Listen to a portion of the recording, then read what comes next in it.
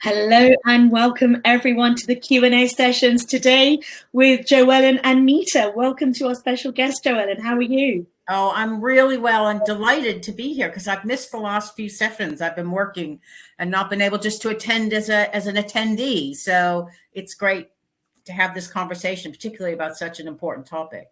It really is, isn't it? I mean, I'm looking at the poll and I've already got comments on there. If you haven't put your thoughts in, please do as you join the room. The poll is all about the Great Resignation, and that's what our session's about today, how to be prepared for it. And so far, 100% of you see a Great Resignation coming in 2022 in your organization. And the stats out there in the world reflect that. Over 50% of employees are saying they're going to be looking for a new job, which is why today's session is so important. Yeah. JoEllen, what's your take on this? Well, we were chatting about this before we went live, which is that it's a paradigm shift. It's yet another paradigm shift. And oops, I seem to have disappeared for a second. Oh, I think that was my end, a little technical. Well, we've got massive snow here in Suffolk, by the way, everyone.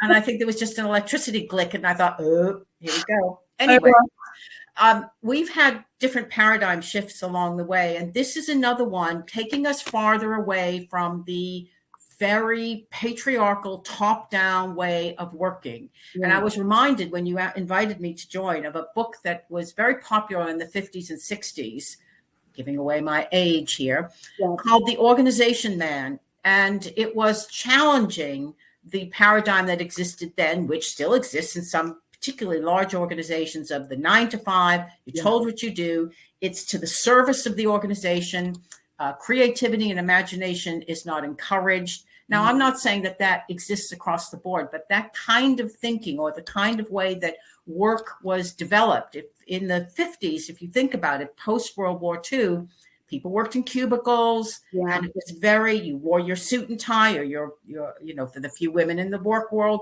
you had to dress a certain way. Yeah. All of that rigidity was in service to the organization, not the individual. And yeah, I think which has shifted over the years is that the individual is becoming more vocal, more demanding, necessarily more demanding, that I am a person with a whole life.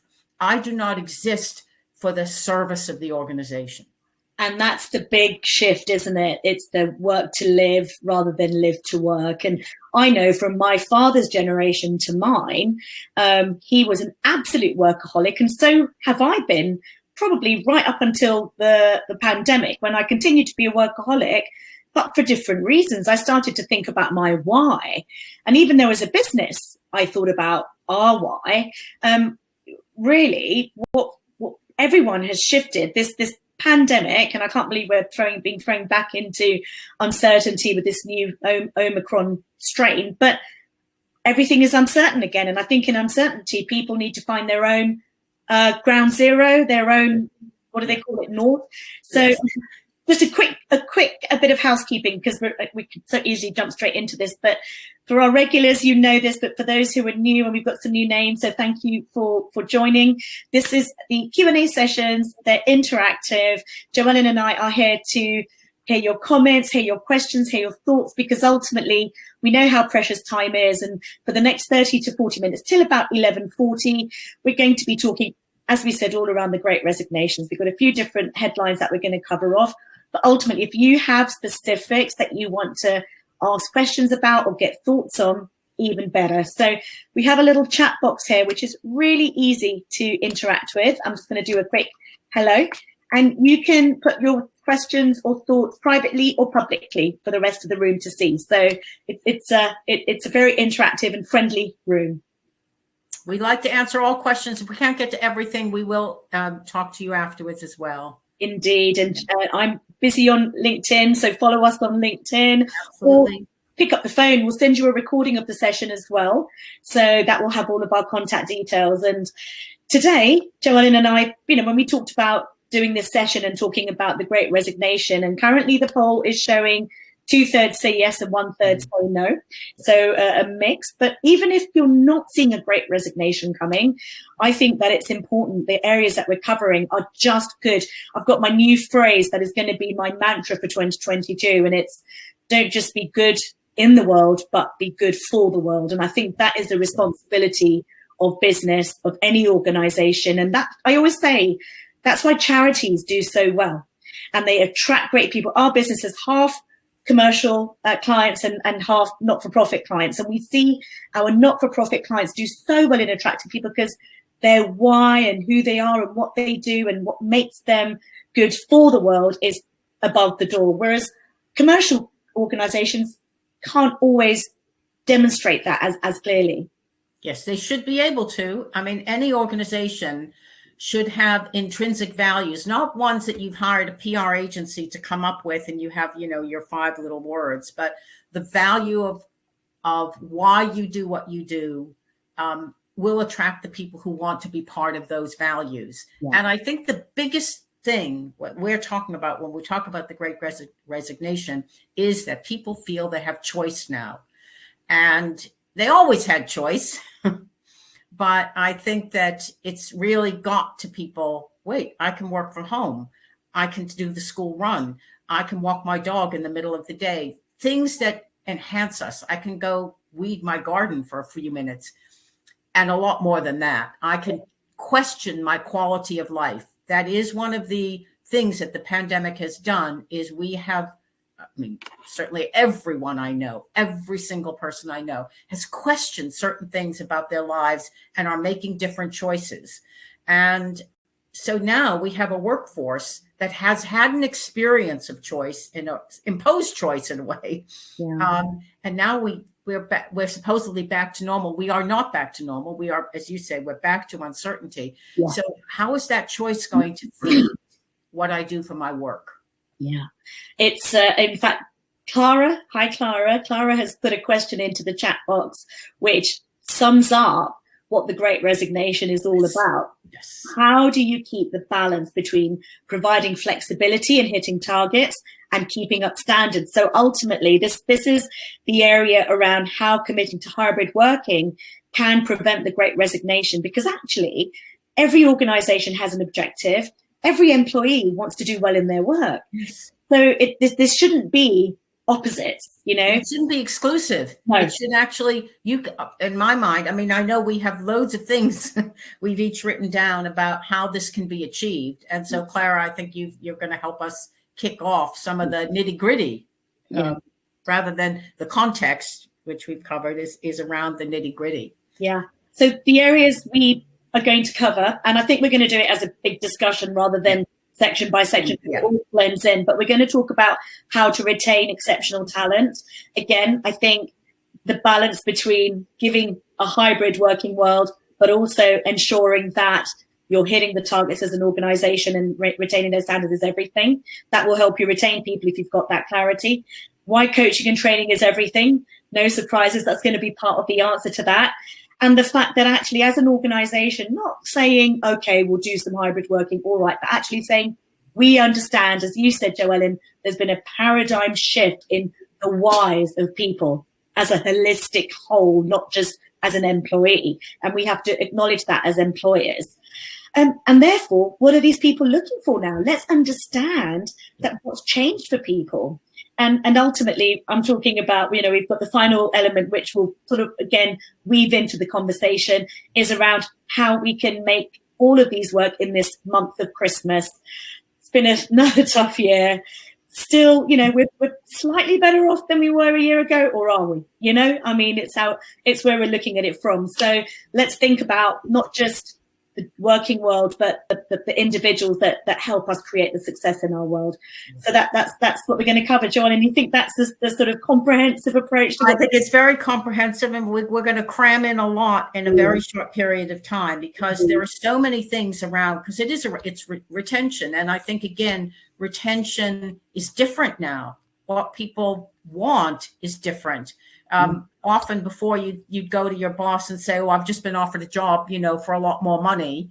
And you'd be given more money if they wanted to retain you. But because people are making different choices and are having different priorities in their life, what you can do around, again, Clara's question about flexibility, again, it isn't just around hybrid working. It is so many more elements. It is around, for me, I mean, we can unpick some of the level of involvement you have with your employees. Again, top down used to be, I will make the decisions and tell you what to do. Now, again, that's shifted a lot, particularly shifted around the millennial surge in coming into the workplace and saying, I don't want that paradigm anymore. It had already begun to shift when people didn't have jobs for life. Yeah.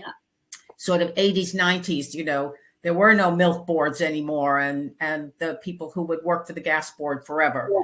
But I think that the what people want is involvement. If I'm involved in how an organization grows and my opinion is valued, and I'm allowed to ask questions and to put forward suggestions, I have a stake. I'm making a stake in the organization.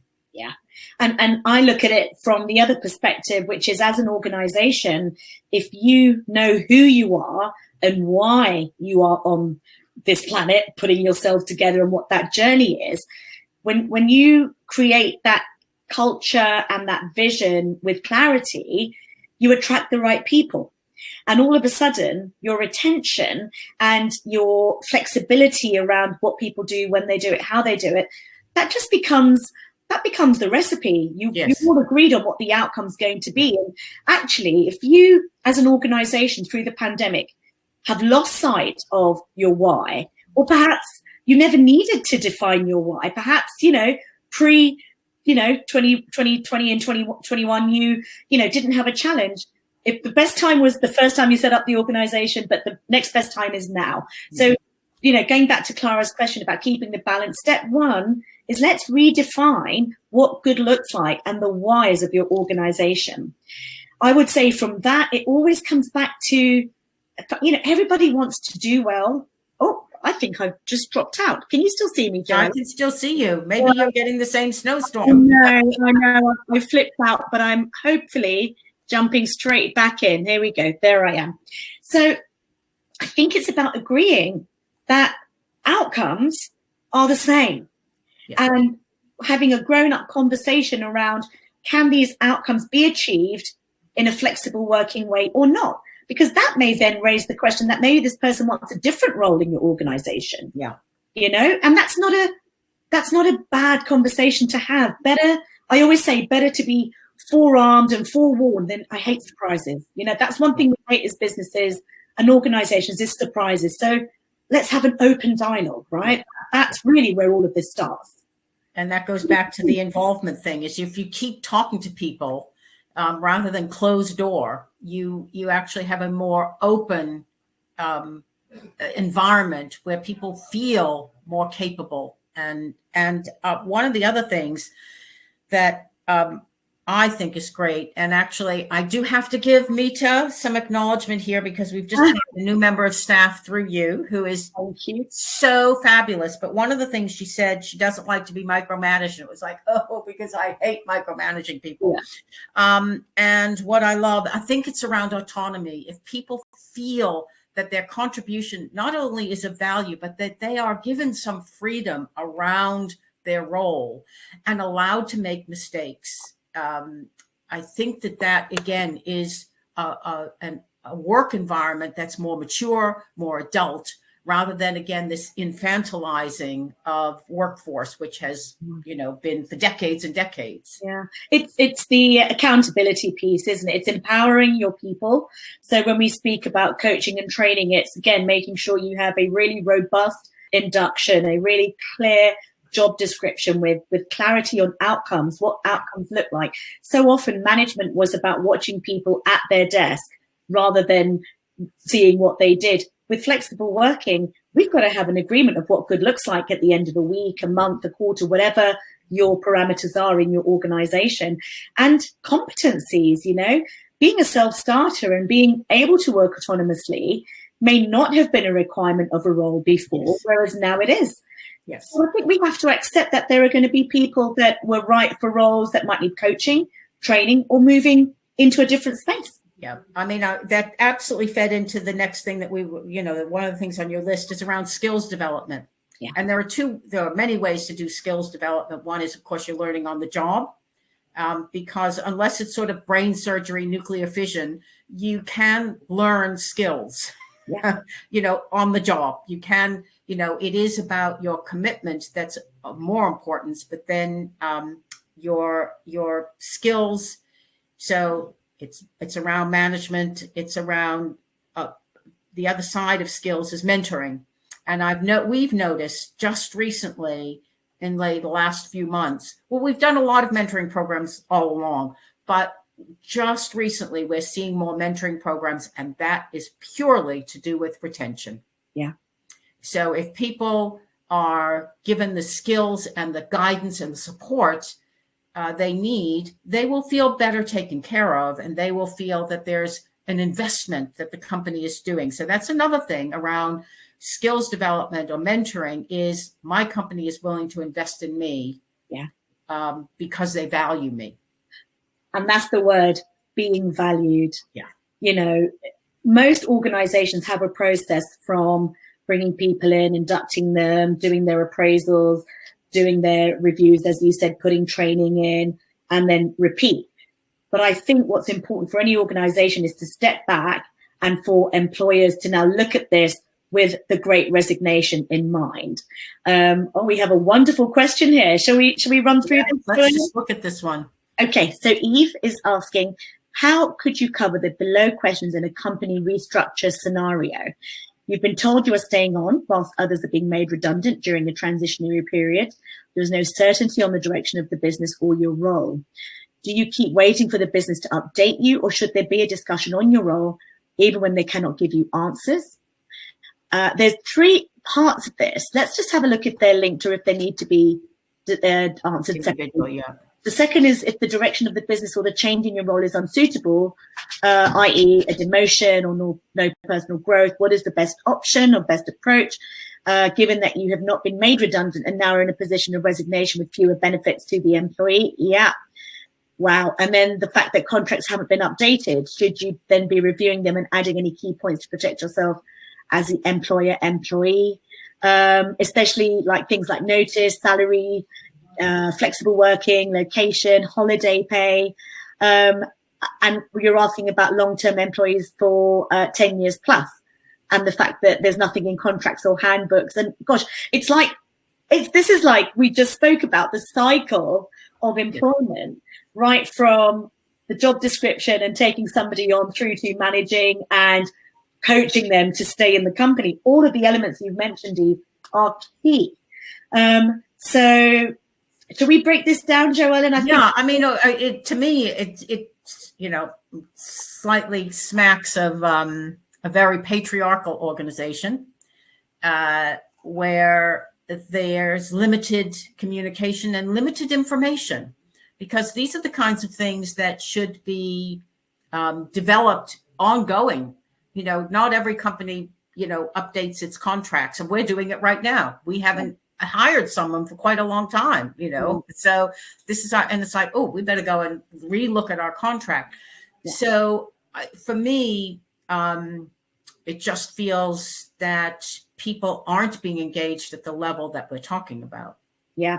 My favorite word is communication. I believe that all business success, any element of it, is based on the quality and the clarity of communication. Yeah. And it seems here that there's too much uncertainty, not only in the world, but now in the business. But that's a fact of some businesses right now, JoEllen. But it is. But it's interesting. If you look at it, do you keep waiting for the business to update you, or should there be a discussion? Absolutely, there should be a discussion. Yeah. Waiting. One of the things that I think is happening, and again, it may be happening with the new variant, is that as soon as we get into uncertainty, there's like we freeze. Yeah. And we become a little passive. Yeah. Organizations become passive. Governments become passive. There's a lot of passivity. Yeah. And one of the things that you and I were talking about before we went on air is how we're being more active now. We are changing things because we need to be more active to feel more in charge of what's going on. Yeah. And I absolutely recommend that you initiate a discussion. It may be an uncomfortable discussion about your role, but your it feels a little bit like you're being left high and dry, or you're being left in that pool of uncertainty, which isn't going to help your feelings of productivity, your feelings of engagement. Yeah. So I would absolutely initiate a conversation. Indeed. And I think from the other way, if you're an organization going through uncertainty, you don't have to talk about every little bit of corporate strategy, but it's important to talk to employees at the level that you are able to be transparent with them and explain that because of this, flux that we're in, we as a business are only going to be focusing on the next quarter. We will then have a review point at that point, and then we are looking at other scenarios, which you might talk about what those scenarios might be, and continually check in with your employees. It never has it been more important. I always talk about one-on-ones should be reporting, not reporting. So rather than a one-on-one, an employer going to, manager going to one of their team and saying, right, come and report to me what you're doing. If you've set them up right, you've empowered them, you've given them the skills, your sessions become coaching sessions. How can I support you to achieve your role? What elements aren't working for you? And some of the coaching in that is managing the uncertainty. It is, and absolutely, when it's you could almost say that I can't see beyond a week. I look in the diary and I see who's booked some courses this month, and a few in January. So I can either go inward and just say, okay, well, this is where we are right now, and who knows what's going to happen, or we plan for growth. We market for growth. We talk to our team about growth, rather than staying stuck, because yes, we don't know what's going to happen. Everyone might say, nope, no more training again for a while. I don't think that's going to happen. That's our plan B, but I have to have a plan A. I have to say, no, I may not see lots of work booked in the diary, but how am I going to get lots of work booked in the diary, rather than I'll just sit here and be passive? So initiating conversations so that you have some certainty. And as Meeta said, and I just want to reiterate this, even if you don't know, if you are a manager or a CEO or whatever, and you don't have the answers, letting people know you don't have the answers is better than no conversation or no communication at all. Absolutely, because then people don't, a CEO without answers, but on the journey to find answers, is someone people can back. The CEO who people think, God, they don't know where they're going. We don't know where they're going, so I'm jumping off this ship, is very different. So it really is, again, about that openness. And nobody embarks on a business and invests their finances and, takes personal responsibility and risk to be on a directionless boat. These are new skills or skills that may not have been needed for a long time. So if you're an employee and you want to understand where you stand, I think it's really important that you go to your manager and you say, with things that have shifted, in order for the business and for your role to continue on the same positive and successful path, there are some questions. And if you can talk about we, because if you have the right tools and you are able to continue to deliver, it stops feeling like a them and us. And at the moment, it does look like that it feels like a bit of a them and us, because, the employees are being kept out of the loop a little bit. And that then comes back to contracts. I think good, healthy habits for businesses is revisiting staff books once a year, staff handbooks once a year, revisiting contracts, looking to see if there's any new legislation or supportive, the EDI policies, anything that's going to show as an employer that you care about your people and you stand for the right things as an employer. It's important to have in place. Yeah, it is just, again, I'm going back to part 2 of this question. If it's changed about the role changing without the conversation, again, it is forcing you into something where you're not having the discussion or you're not having the involvement in deciding what's appropriate. Yeah. And that has happened. I mean, listen, the reality is that loads of people are doing more than they did before because of redundancies. I mean, we went through that. There were, there 4 of us doing the work of 11. Yeah. So stuff gets missed.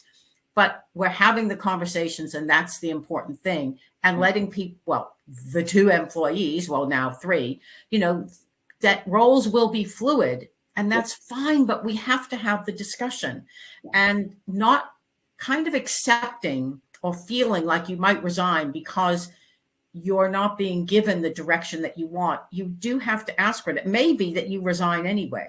It may be that that is your option. But it does feel a little bit as though it's okay. I don't know what the outcome will be, to say, this is what I need. Yeah. This is the clarity that I need. Okay, maybe we're not as certain as we were before. Maybe because of the redundancies, my role is going to change. But these are the things that I need in order to be able to be productive. And you are the only one who will know that.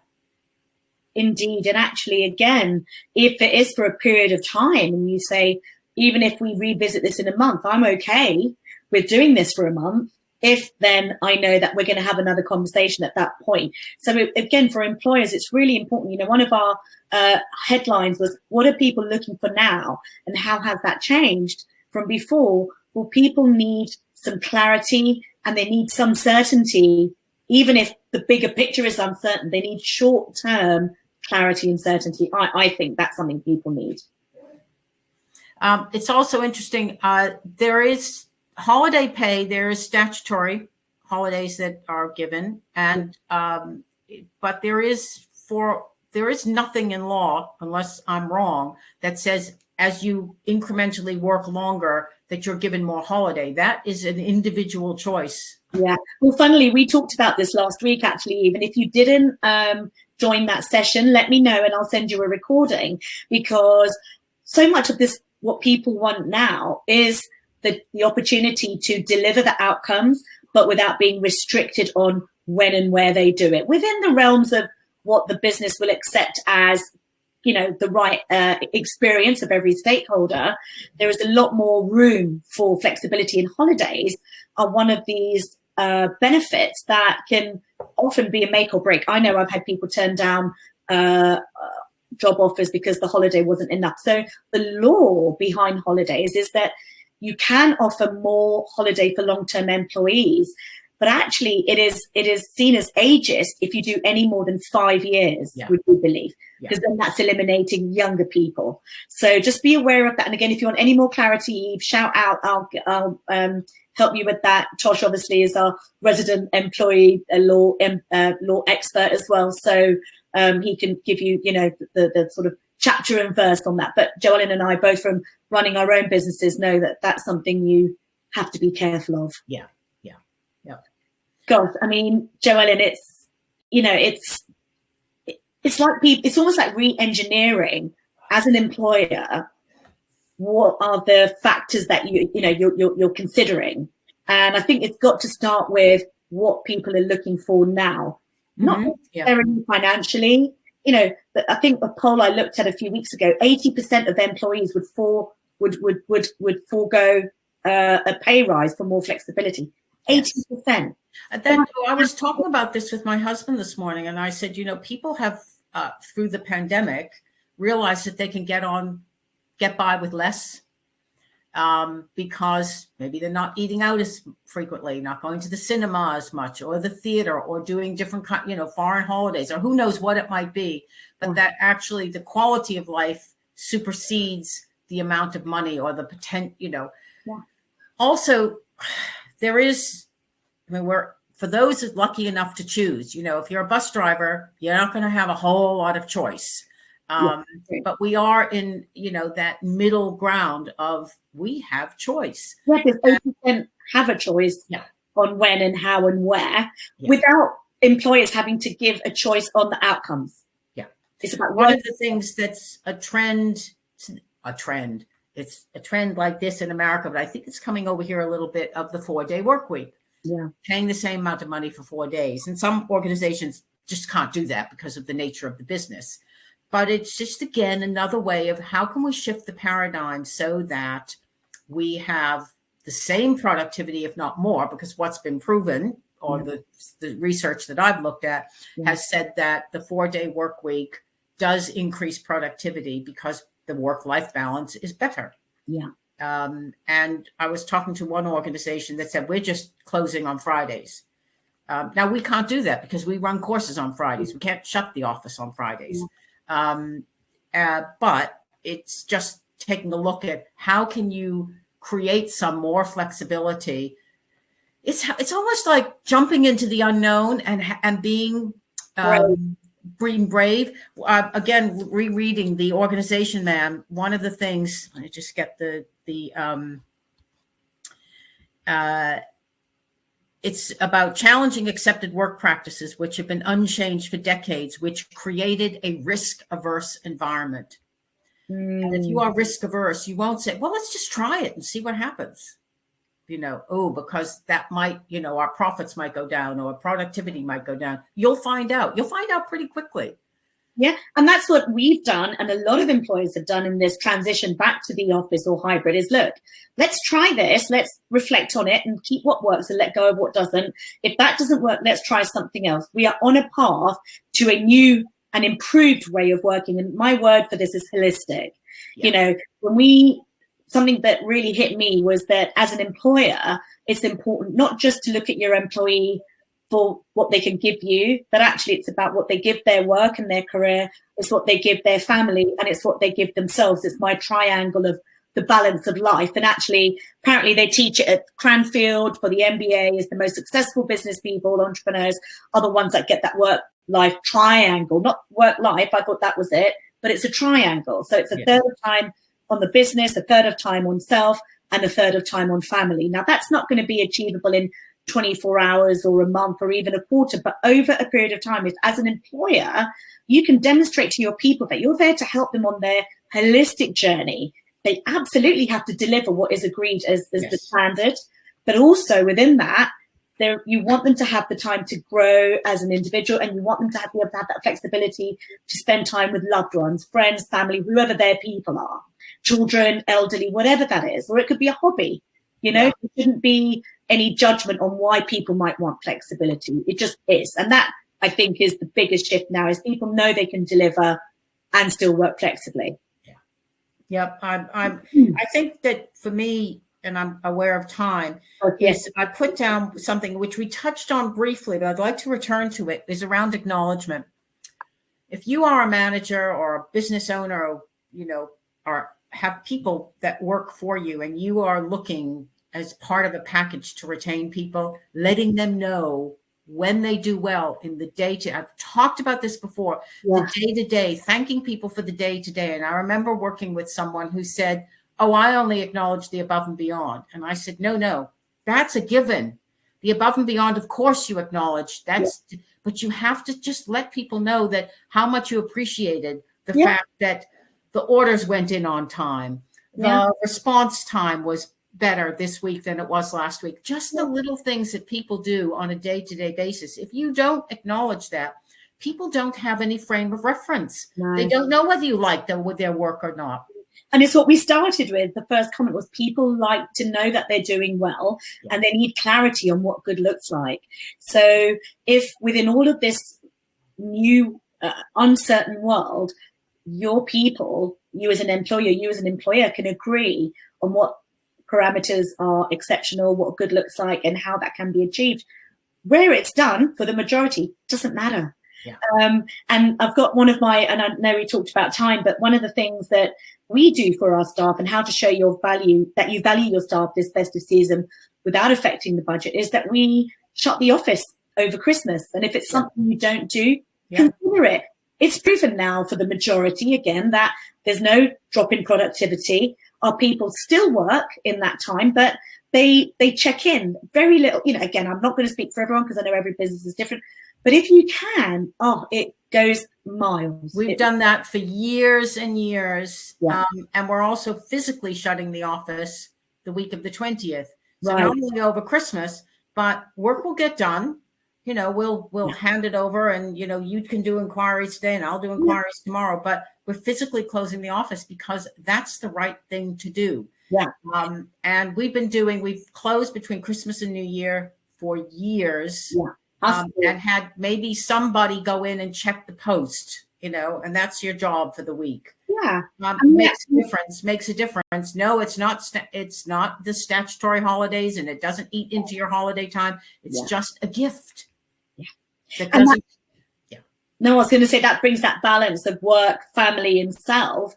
That's a period of time when people may still be working, but they'll be able to readdress the family balance. And who knows, you might even get half day at the spa. You know, who knows? Exactly.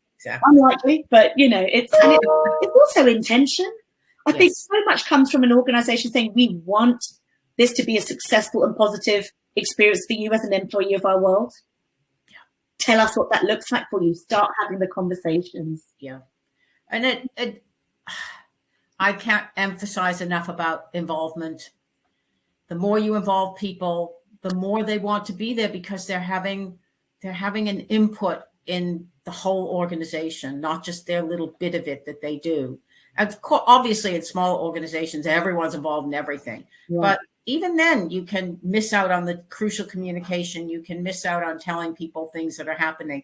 People love to know what's going on. And the other thing, when people don't know what's going on, they make it up.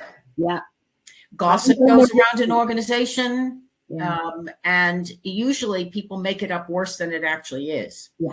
Not always. Sometimes they get it spot on. But if they know, they don't need to gossip. Why leave anything to chance, right? Yeah.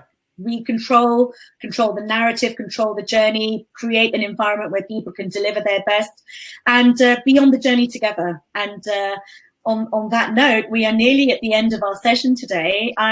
Eve, thank you for your questions. Reach out to me, you can drop me an email. And if anyone has any other comments or questions or actually wants some support taking their people through this is what we're working a lot with our clients at the moment, is on how to not necessarily re-engineer, but refine the process for a hybrid working world. And so many people are bringing people in, which is a challenge in itself, attracting talent.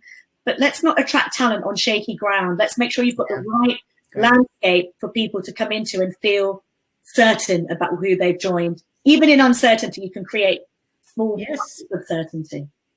Well, the certainty that you're going to be communicated to, and the certainty that you're valued, and the certainty that you're acknowledged. All the other things are shaky ground because we are living in a shaky ground time. Yeah. But there can be those, as you say, those islands of solidity. Yeah, indeed. So I've just put the poll results out there, and they're actually a 50-50.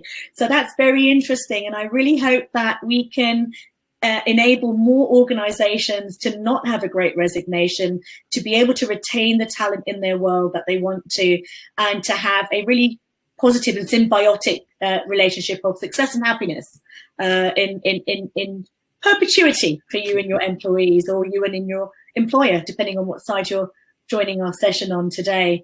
JoEllen, thank you so much. I mean, we'll be back in the new year, won't we? We will be. We're taking a 4-week Christmas hiatus now. I know a lot of people are taking holiday, winding up, and we know your time is precious. So we're going to be sending out recordings over the next few weeks in case there's anything you missed. In the meantime, JoEllen and I are going to be back on the 6th of January, actually, Tosh and I the week after. And we wish everyone a very happy Christmas in that time. Happy holidays. Happy holidays. Bye-bye, everyone. Bye all.